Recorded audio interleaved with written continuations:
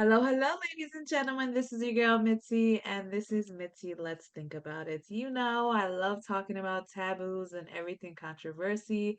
So today I am picking someone's brain. I have a special guest on my show, and we are going to be thinking about sex therapy. Yes, ladies and gentlemen, what do you really think about when you think of sex therapy? Oh my goodness, your mind can go on and on and on. Let's be honest, but Pauline, quick question. Why did you dive into sex therapy? What made you go into that field? That's a very long answer, and that's actually the number one question I get. And I've written a book; it's in there, the full story. But it's Okay. not like I woke up one day and thought that's what I want to do. It was very much a journey, my own personal journey and guidance, and little things just dropping in, and then doing some trainings, and then going through a process with my girlfriend about my area of niching up. This is after I trained in neuro linguistic programming, NLP, which is working with the mindset and changing things on the subconscious level to bring about change on the conscious level. And every time I was going health and spiritual and personal development, every time I kept saying these things, she just kept saying, no. She was barking at me saying, that's boring. No, no, no, no. And the next thing out of my mouth came sex. And she went, that's it. You know more about sex than anybody I know. And I was a bit like, okay, I'm not sure about that. So it just took a Yeah, little while. And then here I am 12, 13 years later doing it still. So yeah. that is so funny. I mean, is that a compliment or is that an insult? That is too funny. If somebody were to say it to me, I'd be like, "Uh, Yeah. maybe I am, maybe I'm not." But see, that's the thing. A lot of people don't know if they're actually good at sex. Because majority of the time people lie. So I mean, how, as a client, how would you necessarily know if your client is telling the truth or not? I mean, you would assume they'd be honest, but let's be honest, not a lot of people are honest I in that think they area. are when they finally come to me, they're at a point where they know something's not working or they know there's something deeper within them that they can't access because there's things holding them back from their past. So I think by the time people come and talk to me, they're at that point where they want to do something about it for whatever reason or whatever they're experiencing or not experiencing. So I think they're pretty open. And I can go to an expo and be standing there talking to people, and people share their deepest, darkest secrets to me in within 2 minutes of meeting me and share things with me that they've never told anybody else. So it's just like, it's almost like I'm the catalyst for that to happen, and people feel very comfortable. So I don't think they lie, because if we go through the coaching process and things aren't shifting, I'm constantly, I've got their background which I probe, but I'm continually probing. And if I can intuit if something's not quite right, I'll dig, because it's like, well, you're paying me all this money. Let's get to the root cause and the problem and sort it out. So yeah, Right? There's no I point of don't think they color really coding lie when it. they come to me. Hmm. So, a lot of people think that when they go through this sex therapy that, well, there's a lot of rumors saying that, the therapist ends up usually having sex to figure it out. Is that a lie? I mean, I'm pretty sure that's against That is a conduct, big right? firstly and big lie. And if you're having sex with your client, then you're breaking a lot of boundaries there. So, that is not the case. There can be, I know in the States, they have sex surrogacies.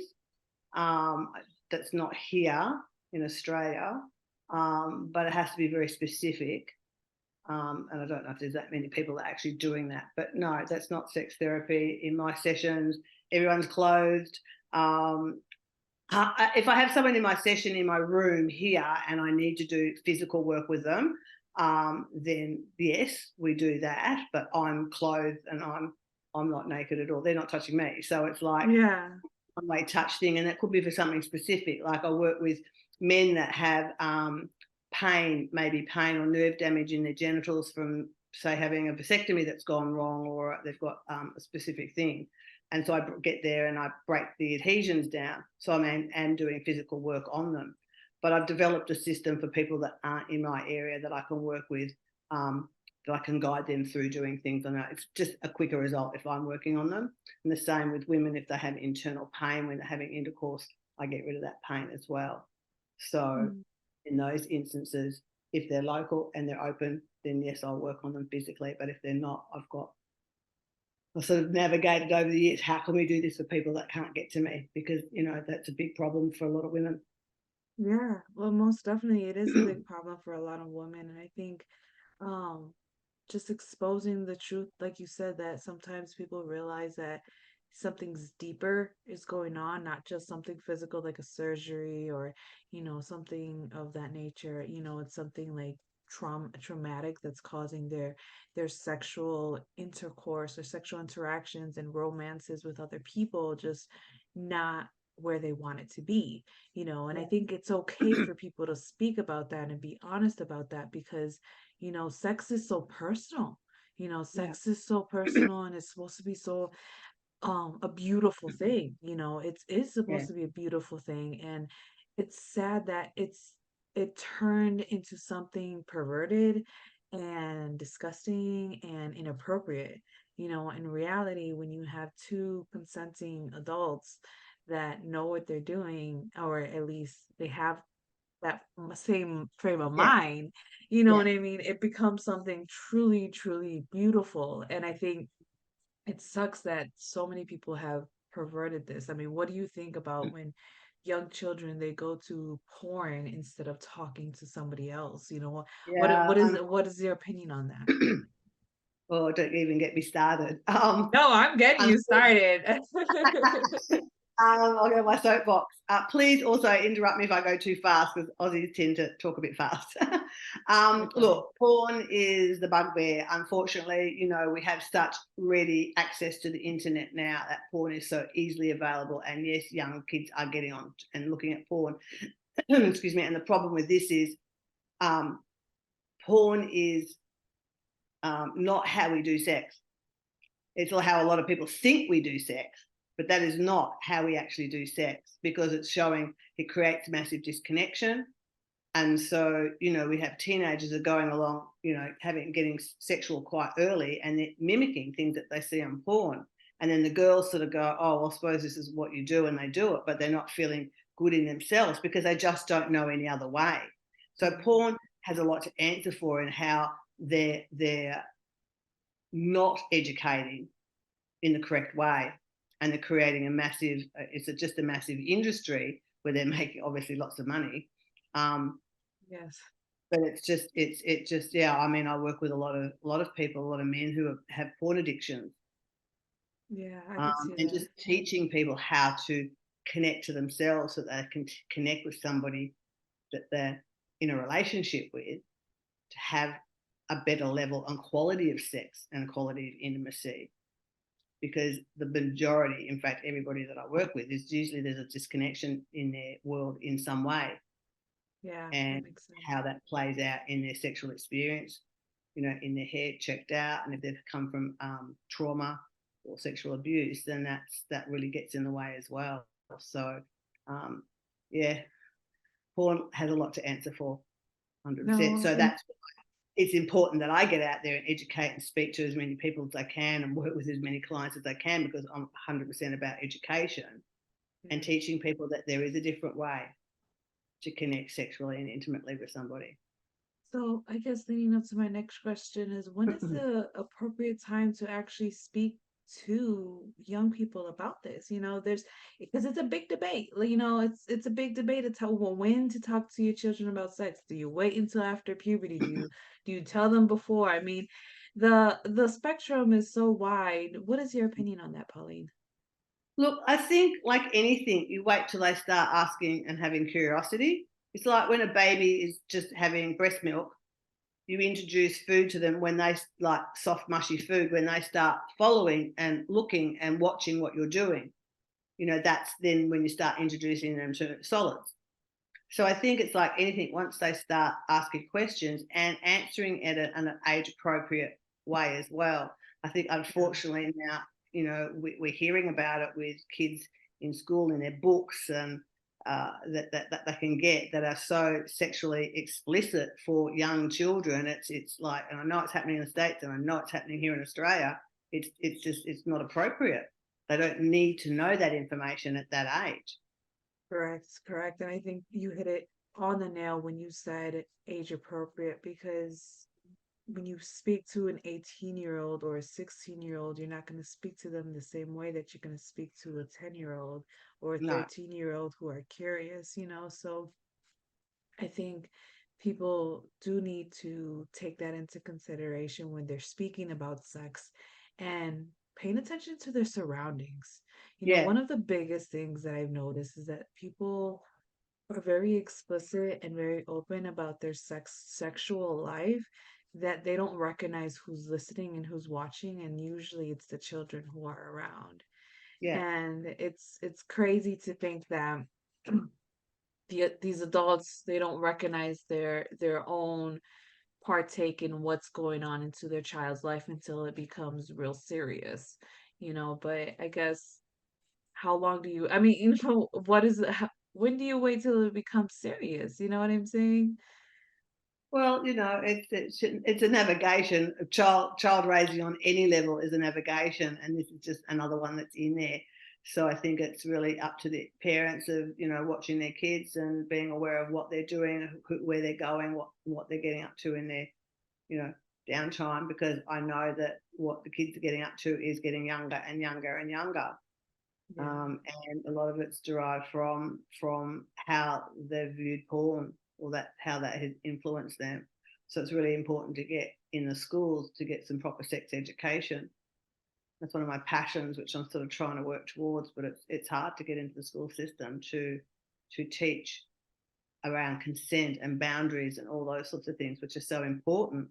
And Yeah. even most adults don't understand consent and boundaries. So I think it's got to start with us to have that education, have that knowledge, Yeah. Yeah. I like the and way it can that you pass said that, down. because yeah, once we as adults have that understanding and we implement it in our lives, it truly does make a difference.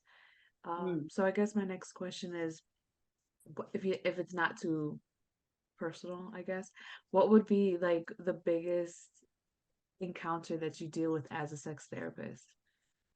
Okay, so the main things that I work with is for women, loss of libido, not orgasming at all, only orgasming occasionally. They would be like the three, I guess, physical sexual things, and sort of knowing that some of the women will know that there's some sort of a wall up for them to tap into their sort of inner sexiness. So it comes down to connection, Yeah. self-worth and self-love and value and those sorts of things. So why my work is so successful is because I'm also working with the mindset, working with the NLP, and sort of combining all of that in with my other certifications, which is tantra and sexological body work, and I'm trauma trained as well. So it weaves in together, but they're the sort of the key things. And then, of course, clearing the past stuff, the emotions that are getting in the way and the beliefs that are getting in the way of them having that sexual experience in life that they want with their partner, or if they're on their own, so that they can clear things, so that they can feel ready to be with a partner. I work a lot with individuals as well. And then with men, it's sort of like predominantly with men, it can be erectile function um, on all aspects. Not getting it or maintaining, and then um, premature ejaculation is there as well. And then working with the problems that they have with prostate problems and uh, Peyronie's, which is a disease. Well, it's not really. Well, I don't really know. It's not really a disease, but it's a situation where the penis bends, and so that can be a lot problematic. Oh, Um, so I thought I that fixed was like, to be honest, I thought that happened because the guy just jacked off on that side for too long, so it just bent the penis. To be honest, that. I honestly, that's what I thought it was, like. Oh, so he just Yeah. jacks off too Well, much. some guys have a natural curve one way or the other, but if a guy hasn't got a curve and then one day he wakes up with a curve, then that's not a good thing. He's got Peyronie's, and Peyronie's is look, neurological. Is it neurological? Uh, Not neurological. That's the wrong part of the brain. That's the brain. Um, Specialists that work in bladder and that sort of area. I can't think of the name; it's escaping me right at this minute. But they don't really have any answers.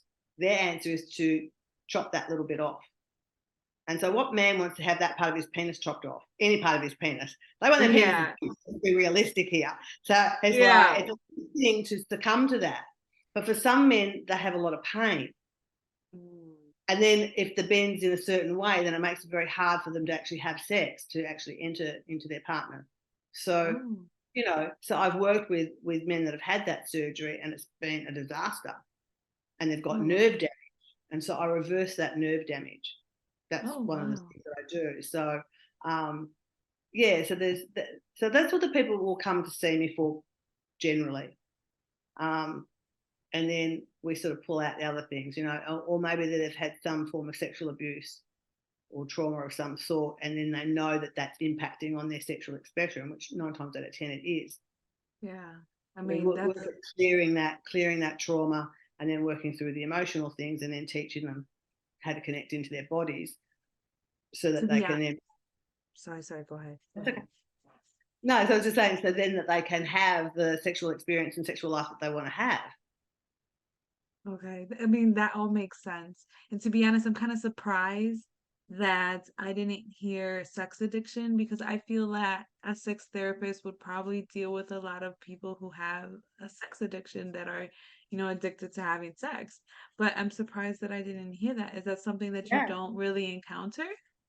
Actually, when I think about it, no, I haven't. Definitely porn addiction. Okay. I haven't seen anyone that, well, could we call it sex addiction? Actually, I'm working with someone in the States at the moment. Oh, And okay. they have, Mm. they're young, they've had an addiction to Viagra for way too long, um, and have erectile function. And so their whole body is completely armored to do things in a certain way, which isn't helping. So I'm like trying to get them off the Viagra, teach them new things, and just to say, "Oh, I've woken up with an erection this morning. That's nice," but not actually do anything with it because the response was, "I've got an erection. Let's have sex," like with the wife. So they're having really crappy sex lives anyway, and it's like the Viagra is not really doing anything for that person. But at the same time, he will still go off and have a special massage. And so so there is a bit of a sex obsession with him, but Mm. I think it's coming more from a different place. And Yeah. the reality is he doesn't want that. It's just the patterning that is created. He just wants to be with his partner. Oh, So is wow. that a sex addiction? On some levels, yes, it probably is. I Okay. just look at it as a bit more than that. There's a bit more stuff going on behind the scenes. Oh, yeah. From your perspective, you're gonna most definitely be able to see the bigger picture because you know Yeah, how to analyze it and you know what you're looking for and you know what you're seeing, versus someone like myself that has no training. I wouldn't know what exactly and it would take me more time versus yourself that you're trained and you have that knowledge. So yeah, for you to say it's a bigger picture, I mean, it really is. There's is, well, from what I've studied and what I've heard, sex addiction, has is just one component to something that's bigger that's going on in that person's life, like yeah. sexual Like, why abuse else is and that happening? yeah, exactly. It's not just, and usually they've stated that they don't want to do it. It's just something that like a pattern, so it's Yeah, it becomes a habit. So it's just like, okay. So from your perspective, it just like makes me think about it like, that's interesting. It's really interesting to see that if you have one perspective of that type of addiction, you can really change your thinking if you just look at the bigger picture. And I think people need to do that with all the addictions, to be honest, because yeah. There's all the always, addictions, yeah. yeah, they have some type of pattern that led them to to that point. And majority of the times they don't want to do it. And it's just And a hard. sometimes it's coming from a very subconscious place. They're not even aware. Like a great example would be a couple I've just finished working with, and I met them at an expo, and the next minute she's rung me and she's just like a mess, and she thought she had the perfect marriage, so the perfect couple, and she Yeah. discovered that he was watching porn. And then as it unraveled, it was like he'd been watching porn in the secret since she was a teenager. And so their marriage just completely imploded. And when I got started working with them, I was like, oh, I don't know how this is going to go. Like, I didn't know, but we saved the marriage. We flipped it, and their relationship is more strong and more powerful. And it's almost like you had to have this little glitch to get you to where you are now, connecting on a much higher and deeper place. But it took a lot of work. And he just was not really even aware of it. It was just a habit that he started as a teenager because his older brothers sort of were doing it. Mm-hmm. And that's quite often, um, yeah, so it's just that it's an unconscious habit and it's a pattern. So it's a form of armoring that we do in our bodies, and we armor our bodies a certain way. If you think about how you orgasm, are you doing it the same way every time? So then you're creating a pattern which sort of blocks. So it's about being more fluid in everything, and opening your body up more to start breaking the patterns and the armor that forms in the body of the expectation of it being like a particular way, if that makes sense. Oh, that does make sense. This has been a really interesting conversation, to be honest. I thought it was gonna go differently. To be honest, I didn't know what to expect, you You know. know where it's going to go. I never, Yeah, I didn't I know never it. know where it's going to go either. It just depends. But I'm pretty open to talking about it on all aspects. So it's, I guess, it's what I'm passionate about is awakening everyone to their full sexual potential. And if people are in a relationship, to have that relationship as something that's really deep and connected and sustainable, that's just going to last the distance, going to last through time. And so everything that I do is about bringing that connection into a deeper place. So it's yeah, that's what I'm here to do, without a doubt. Is that why on your website it says that you're the whisperer in this? The Intimacy with intimacy whisperer. I mean, I seen that and I was like, that is the cutest thing ever because you are changing the way that people are looking about sex. And I think that is something that we need to do. And I think intimacy is the perfect word to choose because yeah, it is very intimate. It is very intimate to have that with somebody else. yeah, 100%. And it's that thing of, we can have general day-to-day intimacy, which can be just, in the house, you're doing the dinner together and you're just functioning as a couple together and sitting on the couch at night or sitting at dinner and eating dinner and talking, not with the TV on, but actually conversing, you know. They're things that are intimacy building, holding hands when you're walking along the street. They're intimacy has several levels. So you've got that, and then you've got the sexual intimacy. And it's like, without that deep intimacy, you can't have amazing, mind-blowing sexual connection. You need that plus communication to have that. And, some people go, well, I can have mind-blowing sex, with a one-night stand. It's like, yeah, of course you can, but that's not sustainable. And Yeah. what I'm working with is something that's going to sustain you, and it comes from being able to connect. Yeah, So that's someone's true. having one night stand, having this mind blowing sexual experience on a one night stand, they are not connected at all Yeah. to themselves, let alone to the person they're having sex with. So that's the difference, and trying to understand that there is a different level. That's true, and it makes me wonder because people say that when you have sex with someone that you're basically giving a part of yourself, that is soul time, as some will say. Uh, do you think that's true? I mean, or what is your Yeah, opinions on that? yeah, 100%. It's like we're a portal. And so it's different for a woman because we're actually receiving a physical part of someone's body inside us. Yeah. So we are taking on their energy and all their stuff. So All the garbage, yeah. yeah, Uh, basically. So we have to be able to energetically connect and clear things as well to not take that on, but to also be really, um, what's the word? I guess mindful of who you're going to connect with. yeah. And so I think more and more now, people as they're getting older are like, well, we've done that, the wild sexual exploration. I know for myself, I have. It's like that just does not serve me anymore, and I'd rather. I don't want to be, but I'd rather be single, non-sexual with somebody for five Hmm. years or 10 years, if it means that it's not the right person that I'm going to have this connection with, a deeper spiritual connection with. I'd Yeah. rather just go, no, it's okay. I know how to look after myself and physically in that department. I don't need that. So I'd Yeah. rather be much more selective Yes. for that Yes. And reason. And I think a lot of older people are starting to do that, move into that more and more because they're realizing that that sort of type of sexual connection and relationship is just not working for them anymore. So it's like, oh, there correct. has to be something different. Yeah, correct. I absolutely agree. And I think it ties up to my next question is when you hear that these younger generations are having like poly relationships, I mean, what do you feel about that? I mean, your face kind of just said it all. Sorry for the people who are just listening to the audio, but you're just missing out on this beautiful face reaction right now. But Pauline, Yeah, please darling. tell me what you think. Oh, look, it's a hard one, polyamory. I have never come across a poly relationship that is perfect, where there's not problems and where there's not jealousies that do arise eventually. It might start off perfect, but it doesn't end that way.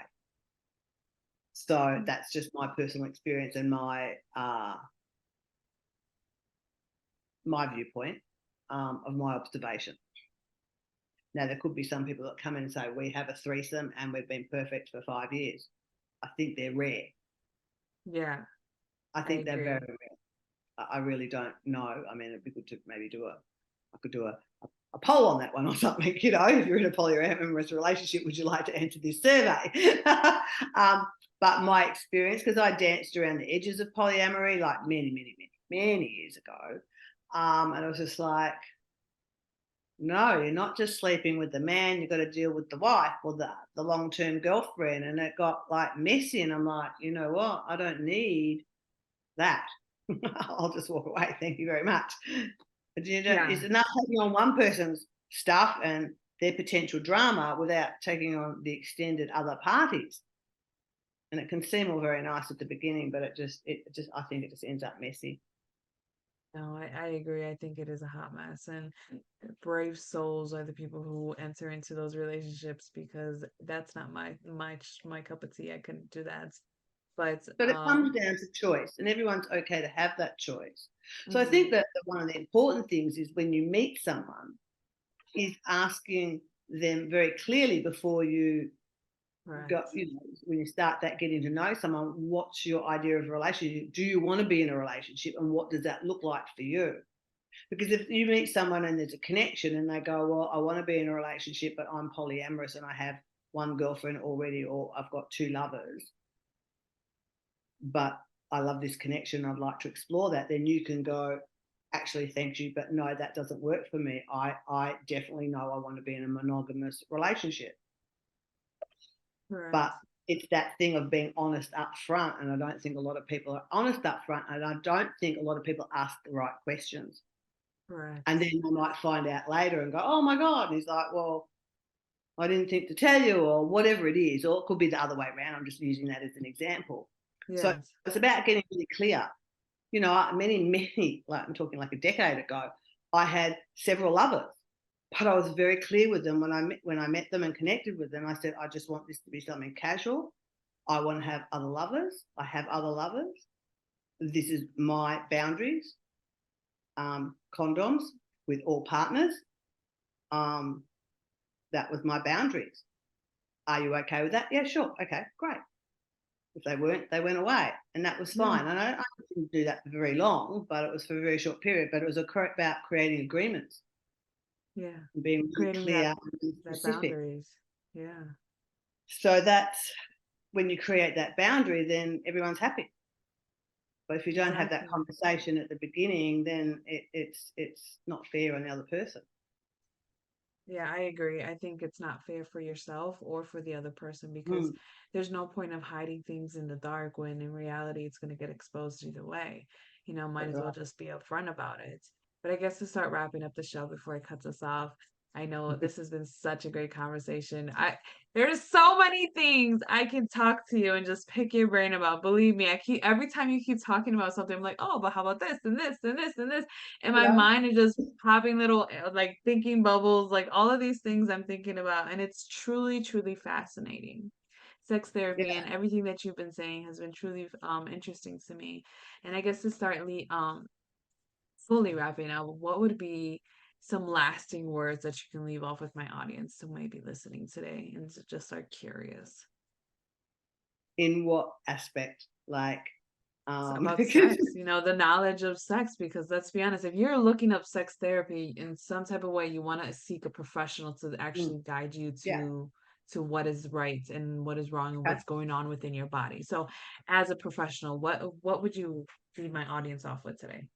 Well, I think if you've got a niggle or a very big awareness that something's not working for you in your sex life, whatever that is, whether you're not orgasming, you're just not interested, but your partner is, or there's just some imbalance in your relationship around sex, or you're single, to seek out somebody to work with, I think is really important to check them out, check out their profile, especially if people are calling themselves tantric teachers, because unfortunately tantra is an unregulated industry and there's what I call a lot of tantric cowboys out there. In fact, I just met one the other day here that ran a workshop, and I was just like, no, you're not trauma trained, you've got no idea about boundaries, and she was doing boundary work, and I was just going, oh my god. So really check the person out. I've got a website, it's got full disclosure on all my modalities and trainings and certifications that I do. So check that out to see what they're talking is actually matching what their qualifications are, because I still think qualifications mean something. Hmm. So I think that's very important. And have a conversation. If you can't have a free chat with them, I offer a free chat, 15 minutes. Usually, if it's somebody overseas, it ends up being a bit longer because we're on a Zoom rather than or Facebook phone call. Then you have a chat to see first off what's going on for the person, and then I always look at, well, there's definitely some things there that we need to unpack a little bit more. So let's book in a proper paid consult and go from there. And from there, I can like really dig down, dig below to all those, they're telling me the surface stuff, and I'm going to like dig down below to get to all those underlying core issues. Hmm. And then I can go, okay, well, this is what I think we need to do. And I'll design a program specifically for them that relates. So I think do your due diligence and check the person out fully, follow your gut, because there are a lot of, um, there's definitely dodgy people out there, especially in the tantric world, you know. Oh, yes. It's funny that you brought that up because that's another topic that I wanted to ask you, but I don't got time. So that is very interesting. And I'm so glad that you brought that up because people need to think about that and people need to realize just because you put a fancy word in front of a worker or a whisperer or a guru, doesn't mean that they're actually going to know what you're doing. And sometimes it leaves you traumatized, or you could be joining a cult, one of the two. And I You just never know. want to I wrote a book, so I just going to show you that. It's called Empowered Conscious Sexuality from Prude to Pleasure. And I love an endorsement that one of my girlfriends put on there, and she just sort of said, Pauline's the real deal in a sea of often dodgy and ungrounded characters in the sex education world. And I just thought, yeah, that completely nails it, because I'm very grounded. I've got my feet on the ground. I'm aware. I'm awake. I'm spiritual as well, but I'm grounded at the same time. So I intuit a lot as well as being able to dig down and pull out the actual things. So um, yeah, I think that's the biggest tip that I can do is do your homework before you reach out Perfect. And to if you guys someone. do want to find Pauline directly, please go on my website. I have her lovely photo on there. You can click directly on her sites so that you can learn more and do your due diligence and find a way to really heal that intimacy that you are lacking and that you are needing that wholeness, because sometimes you can go through the whole self-help journey and then get right stuck and dab and thrown in the back just because you didn't face the sexuality that's going inside of you that really does affect you bigger ways than what we know. And luckily I had Pauline, she dabbed into a little bit of it. And man, I'm gonna have to have you back on my show because there's Oh, I'd so love much more. We're to. gonna have to have sex therapy point two, volume two or something, because it has been truly amazing speaking to you. I'm gonna have to write up Thank so many you. new questions. Okay, I'm up for it. Let me know when Awesome, you want to get back awesome. on. Well, that's it. That's our show, y'all. Y'all be safe, stay safe, and always keep thinking, y'all. Bye. Thank you.